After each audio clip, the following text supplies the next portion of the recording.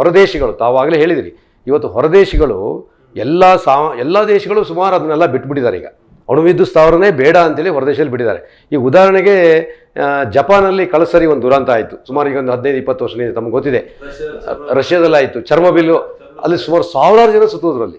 ಯಾಕೆಂದರೆ ಅದೊಂದು ಸ್ಫೋಟ ಆಗಿದ್ದರಿಂದ 1000 ಜನ ಸತ್ತೋದ್ರು. ಹಾಗಾಗಿ ಅದು ಒಂದು ಉದ್ದೇಶ ಇಟ್ಕೊಂಡು ಎಲ್ಲ ಹೊರದೇಶಗಳು ಬಿಟ್ಟಿದ್ದಾರೆ. ಈಗ ನಮ್ಮ ದೇಶಕ್ಕೆ ಅದು ಯಾಕೆ ಬೇಕು? ಈಗ ಅವ್ರು ಬಿಟ್ಟಿರ್ತಕ್ಕಂಥದ್ದು ನಮ್ಮ ದೇಶಕ್ಕೆ ಯಾಕೆ ಬೇಕು?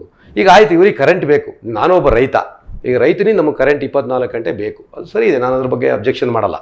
ಆದರೆ ಇವತ್ತು ಕರೆಂಟನ್ನು ಉತ್ಪತ್ತಿ ಮಾಡೋದಕ್ಕೆ ಇವತ್ತು ಸೋಲಾರ್ ಪ್ಲಾಂಟ್ಗಳಿದೆ, ವಿಂಡ್ ಮಿಲ್ಗಳಿದೆ, ಅದನ್ನೆಲ್ಲ ಬಳಸ್ಬೋದಲ್ಲ, ಪರ್ಯಾಯ ಅವಕಾಶಗಳಿದ್ದೇ ಇದ್ದೇ ಇದೆಯಲ್ಲ, ಅದನ್ನ ಮಾಡಿ. ನೀವು ಯಾಕೆ ಅಣುವಿದ್ಯುತ್ ಸ್ಥಾವರವನ್ನು ಮಾಡ್ತೀರಿ? ನೀವು ಇಲ್ಲಿ ತಗೊಬಂದು ಈಗ ನೋಡಿ, ಪರಿಸರ ಅಲ್ಲಿ ಸುಮಾರು 1600 ಎಕರೆ ಭೂಮಿ ಕಾಡಿದೆ, ದಟ್ಟವಾದ ಕಾಡು.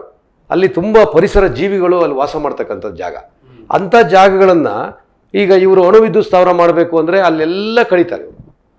ಆ ಸೂಕ್ಷ್ಮ ಪ್ರದೇಶ ಪೂರ್ತಿ ಹಾಳಾಗುತ್ತೆ.